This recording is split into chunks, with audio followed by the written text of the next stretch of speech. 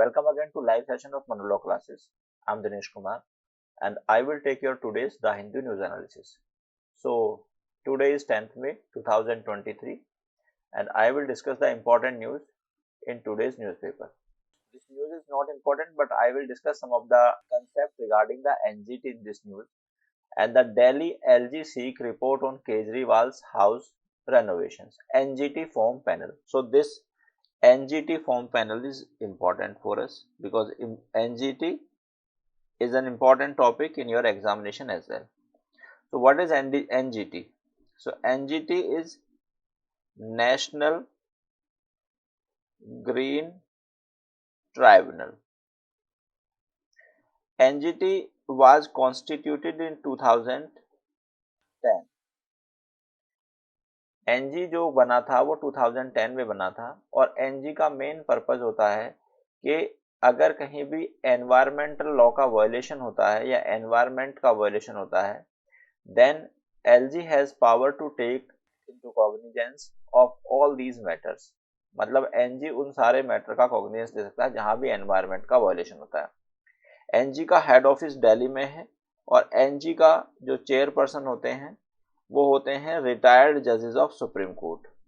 ठीक है, now how this NG is relevant here. So the main point is that when there is any dispute and when there is any violation of law, अगर कोई भी dispute है या कानून का वायलेशन है तो उस सिचुएशन में क्या होता है कि हम कोर्ट में किसी भी डिस्प्यूट को रेफर करते हैं।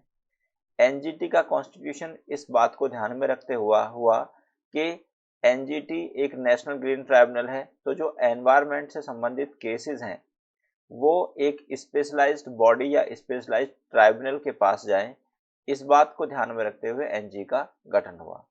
सो now we come to this news.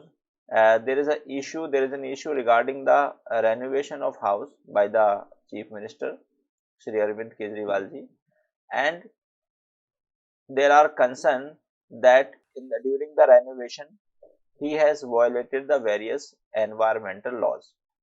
Various environmental laws may be the cutting of trees, है ना, and the construction activities. So a panel has been set up by NGT to decide whether the violation of environmental laws have been taken place during the renovation of the house of the this chief minister. So here NGT is important for us and this news is not important for us. Now we come to next news, and AAP slams LG over 2002 Gujarat assault case, says country knows his past. So this news is again important, but here we will discuss the immunity claimed by the LG under Article 361 of Constitution of India. Constitution के article 361 में president को और governor को immunity दी गई है। President and governor को immunity दी गई है। अब what is this immunity? Immunity का मतलब होता है कि जब वो अपने ऑफिस को होल्ड करते हैं, मींस जब वो गवर्नर हैं या जब वो प्रेसिडेंट हैं, तब उनके अगेंस्ट में कोई भी क्रिमिनल केस रजिस्टर नहीं किया जा सकता। ये इम्यूनिटी प्रेसिडेंट या गवर्नर के पास जब तक होती है कि जब तक वो अपने ऑफिस में रहते हैं। अब now the question before us is that कि ये जो हमारे गवर्नर एलजी हैं, लेफ्टिनेंट गवर्नर हैं दिल्ली के Saxena ji, now he was involved in the Gujarat riots in 2002। Gujarat riot जो 2002 में हुए थे उसमें ये इनके खिलाफ एलिगेशंस थे that he has committed some offence during that assault. So अब यहाँ पर इनके खिलाफ ट्रायल चल रहा था। Now he wants to stop trial against him. अब इनकी कंटेंशन ये है, since I am lieutenant governor of a union territory that is the Delhi, ठीक है, सो मेरे खिलाफ कोई भी ट्रायल नहीं चलना चाहिए, रादर उस ट्रायल को अभी बंद हो जाना चाहिए। क्यों? Because being LG lieutenant governor I have the right to stop this trial.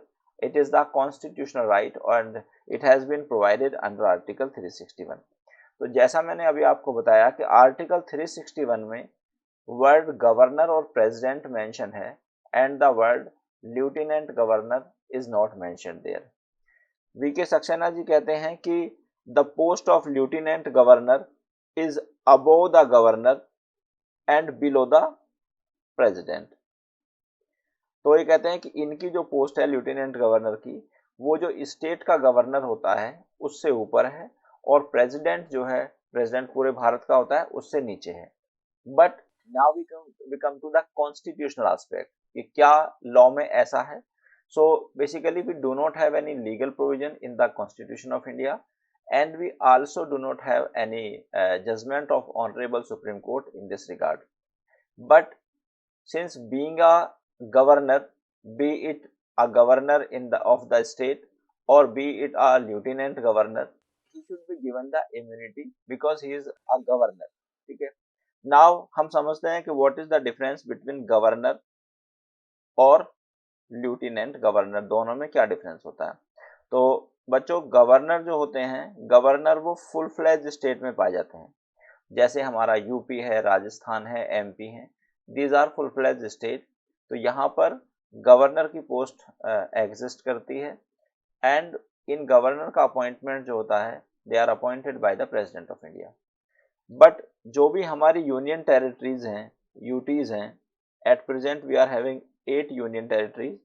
In 8 union territories में लेफ्टिनेंट गवर्नर्स होते हैं।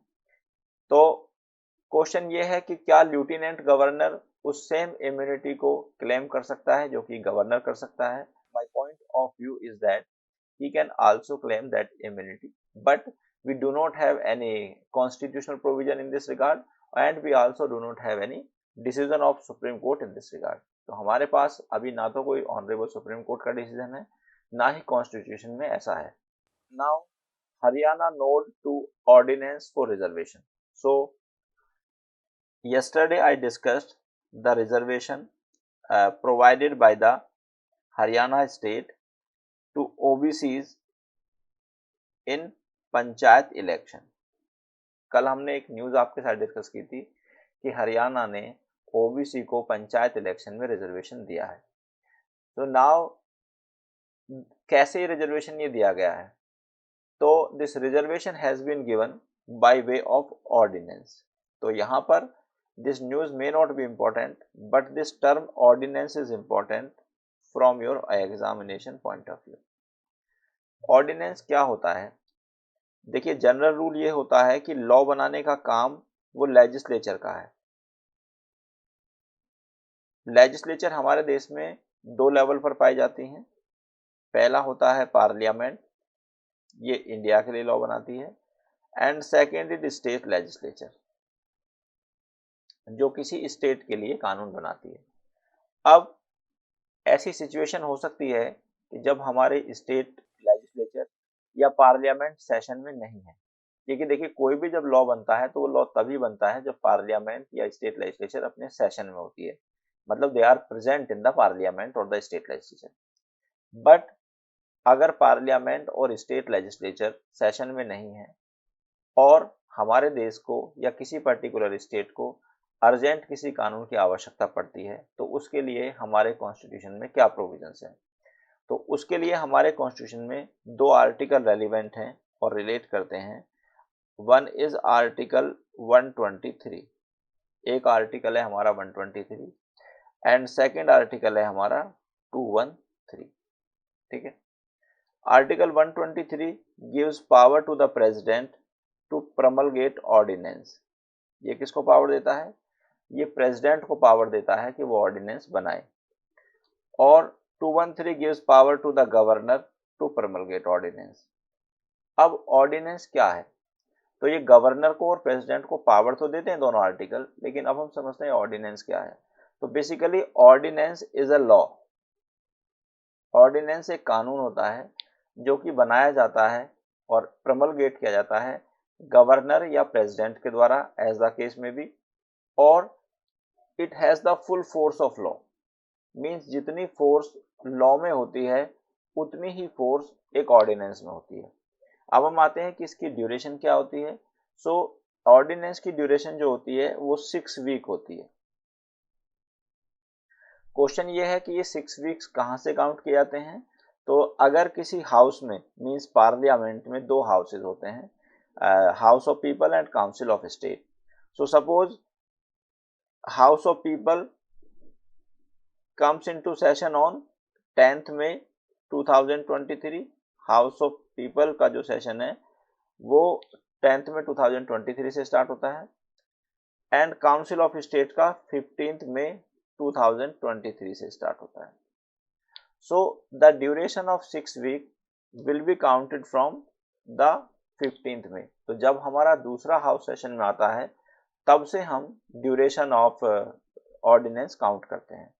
सिमिलरली अगर किसी स्टेट में दो हाउसेज हैं, एक लेजिस्लेटिव असेंबली और लेजिस्लेटिव काउंसिल, आपको पता होगा कि स्टेट में दो हाउस हो सकते हैं. एक हाउस मैंडेटरी होता है हमेशा जिसको हम बोलते हैं लेजिस्लेटिव असेंबली, लेकिन legislative council is not a mandatory house. मतलब ये मैंडेटरी हाउस नहीं है, ये कई स्टेट में हो सकता है, कई स्टेट में नहीं हो सकता है. तो उस सिचुएशन में अगर दो हाउस हैं तो जो भी हाउस सब्सिक्वेंटली सेशन में आता है उस हाउस से उसकी डेट को काउंट किया जाता है. Now we come to the next news. Sub judice cases should not be politicised. तो this term is very important for you. ये टर्म काफी इंपॉर्टेंट है आपके लिए. सब जुडिस का मतलब क्या होता है? सब जुडिस means when a matter is pending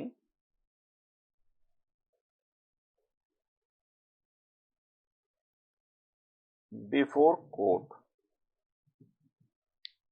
जब एक मैटर कोर्ट के सामने पेंडिंग होता है then it is known as a sub judice. सो यहाँ पर ऑनरेबल सुप्रीम कोर्ट ने कुछ डायरेक्शंस दी हैं. उन्होंने कहा है कि जो मैटर सुप्रीम कोर्ट में है उस मैटर पर आउटसाइड किसी भी पर्सन को, बी इट अ लीडर और एनी गवर्नमेंट ऑफिसर, कोई भी स्टेटमेंट देना नहीं चाहिए. तो ज़्यादा इसमें कोई इंपॉर्टेंट बात नहीं है, ठीक है.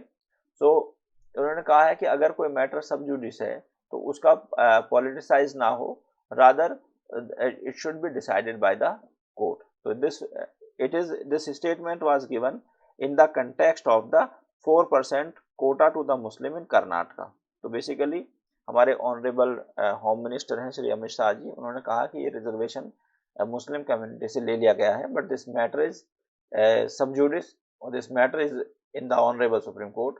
तो उन्होंने कहा कि ये मैटर अभी सब जुडिस है तो इस पर कोई भी पॉलिटिकल स्टेटमेंट नहीं दिया जाना चाहिए. So now I think you understood the meaning of term sub judice. Now we come to next news. Assam plans to ban polygamy.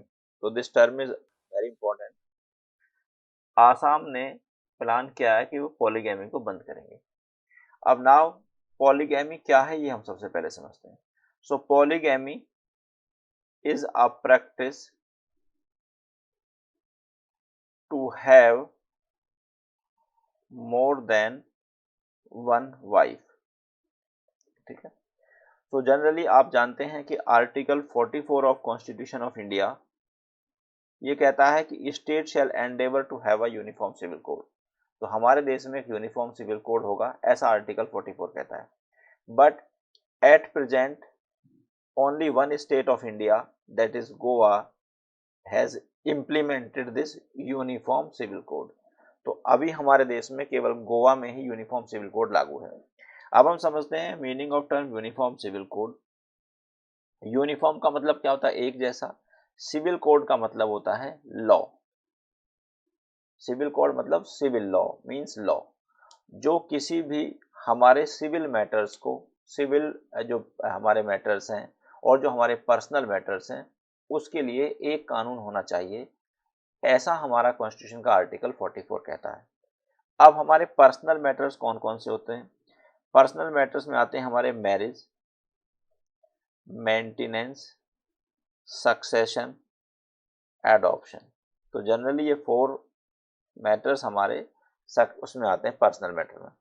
अभी एट प्रेजेंट क्या है कि हमारे देश में जो मैरिजेस हैं, एडॉप्शन है, मेंटेनेंस है, वो रिलीजन के आधार पर दिए जाते हैं. फॉर एग्जांपल अगर दो हिंदुओं को शादी करनी है तो that would be according to the Hindu marriage act. If the marriage is to be perform between 2 Muslims then it should be according to the Muslim law. और अगर मैरिज 2 क्रिश्चियन के बीच में है तो क्रिश्चियन लॉ के हिसाब से होगी. लेकिन अगर 2 इंटर रिलीजन लोग मैरिज करना चाहते हैं तो वो मैरिज कर सकते हैं, it is not prohibited, but they will solemnise there marriage under the special marriage act. वो अपनी मैरिज को जो सोलमनाइज करेंगे स्पेशल मैरिज एक्ट में करेंगे। आसाम गवर्नमेंट ने डिसीजन लिया है कि they are going to ban polygamy, but there are certain constitutional concern. यहाँ पर कुछ कॉन्स्टिट्यूशनल कंसर्न होंगे। पहला क्या है, article 25 of constitution of India हमको ये राइट देता है कि we can practice propagate our religion. अब प्रैक्टिस का मतलब आता है कि हम उसको प्रैक्टिस कर सकते हैं। तो यहाँ पर एक कॉन्स्टिट्यूशनल क्वेश्चन ये हो सकता है, ये जो मुस्लिम लोग हैं दे में challenge this move by the Assam government कि ये जो पॉलीगैमी है, देखिए जनरली हिंदुओं में एक वाइफ अलाउ होती है, लेकिन मुस्लिमों में 4 वाइफ अलाउड होती हैं, ठीक है। अब पॉलीगैमी का मतलब क्या है, एक से ज्यादा वाइफ रखना।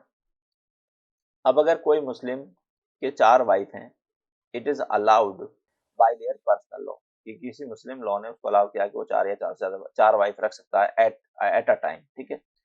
अब अगर इसको बैन किया जाएगा, then that person can approach to supreme court that polygamy is a essential religious practice in Muslim law. तो वो इस बात को इस पॉइंट ऑफ व्यू पे चैलेंज कर सकता है कि पॉलीगैमी एक एसेंशियल रिलीजियस प्रैक्टिस है मुस्लिम लॉ में। So the move taken by the Assam government is against their fundamental rights. But now we need to wait of the interpretation by Honorable Supreme Court in this regard. This news is not important because this news only relates to the law and order or breakdown of the law and order situation in the state of Manipur. तो जैसे मैंने कल आपके साथ discuss किया था कि मणिपुर में क्या हुआ है कि एक मैती कम्युनिटी है, उसको एसटी का स्टेटस दे दिया गया है by the honourable high court of the Manipur. अब तो on the basis of this status there is a dispute between two groups, दो ग्रुप्स में डिस्प्यूट हो रहा है, एक तो मैती है और दूसरा है कुकी हमार जोमी कम्युनिटी। तो इनमें काफी डिस्प्यूट चल रहा है, ठीक है। अब इसका एक दूसरा एस्पेक्ट कर रहे हैं कि it is the break down of law and order situation. तो break down of law order situation होता है तो वहां पर सेंटर के पास पावर होती है कि centre can impose state emergency under article 356 of the constitution of India. तो स्टेट के पास पावर है कि वो आर्टिकल 356 में स्टेट इमरजेंसी डिक्लेयर कर सकता है। लेकिन उससे पहले आर्टिकल 355 आता है और आर्टिकल 355 कहता है कि इस सेंटर मींस भारत सरकार की ये ड्यूटी है कि वो ऐसे मेजर्स करेगी, ऐसे प्रोविजंस लाएगी और स्टेट की हेल्प करेगी ताकि वो लॉ एंड ऑर्डर को अपने को मेंटेन करे। अब यहाँ पर अगर लॉ एंड ऑर्डर की प्रॉब्लम है, then state means Manipur is also responsible or the government of Manipur is also responsible, but to some extent the government of India is also responsible because it should help the state of Manipur during such kind of breakdown of law and order situation. As I discussed with you, both state and central responsible for right in Manipur, जैसा कि हमारे जो MP हैं जयराम रमेश जी उन्होंने कहा है। Now SC to hear appeal against the screening the Kerala story। तो basically ये केरला स्टोरी एक मूवी है और इस पर कंट्रोवर्सी चल रही है क्योंकि इस मूवी को दिखाने के लिए स्टेट ऑफ वेस्ट बंगाल ने बैन कर दिया है इस पर, ठीक है। लेकिन यूपी में ये इसको टैक्स फ्री कर दिया गया है। So now this matter is before honourable supreme court. Honourable supreme court के सामने ये मैटर है। अब यहाँ पर जो इसका लीगल एस्पेक्ट है that is the artistic freedom. तो आर्टिस्टिक फ्रीडम मतलब तो क्या मूवी बनाना और मूवी को दिखाना किसी पर्सन का एक फंडामेंटल राइट या कोई लीगल राइट है? So now I will discuss this. So basically there is article 19(1)(a) of Constitution of India। हमारे कॉन्स्टिट्यूशन में एक आर्टिकल है जिसको हम बोलते हैं 19(1)(a। So article 19(1)(a) gives right to speech and expression. ये हमको right to speech and expression का अधिकार देता है। अब the word expression includes making a movie and this movie should be publicised, ठीक है। सो यहाँ पर मूवी बनाना और मूवी को स्क्रीन पर प्ले करना, it is a fundamental right of a person. अब this fundamental right can be curtailed on the basis of various restrictions which have been provided under article 19(2). Means ये fundamental right तो है, लेकिन अगर ये fundamental right 19 clause 2 में दी गई restrictions का वायलेशन करता है तो इसको कर्टेल किया जा सकता है। अब वो रेस्ट्रिक्शंस क्या है? पहला है कि अगर कुछ ऐसा है मूवी में जो कि security of India, unity and integrity of the nation के अगेंस्ट है, it will affect our friendly relation with the foreign state, तो इसको कर्टेल किया जा सकता है। it relate to the incitement of an offense, it relate to the contempt of court, और it relate to the offense of defamation। तो इन basis पर इसको कर्टेल किया जा सकता है। Now this news is again important, it depend on who is giving ranking centre on India's rank in press freedom index. तो basically बच्चों ये प्रेस फ्रीडम इंडेक्स एक होता है कि हमारे देश में या किसी भी देश में प्रेस को कितनी फ्रीडम दी गई है। तो यहाँ पर टोटल 180 कंट्रीज इसमें इन्वॉल्व हैं और इंडिया की जो पोजीशन आई है वो 161 पोजीशन आई है। तो यहाँ पर थोड़ा कंसर्न है। कंसर्न ये है कि it means that we are not giving adequate right to the press और टू द मीडिया, ठीक है।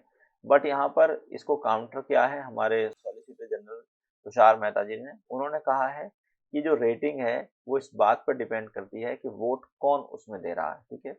So, as per the information given in this newspaper, India got 161 position out of 180 countries in the Freedom Press Index। तो ये question आपसे पूछा जा सकता है कि इंडिया को अभी recently freedom press freedom index में कौन सी रैंकिंग मिली है। That's all for today, my dear students. I will come again with the next topic. Till then, thank you very much. Goodbye.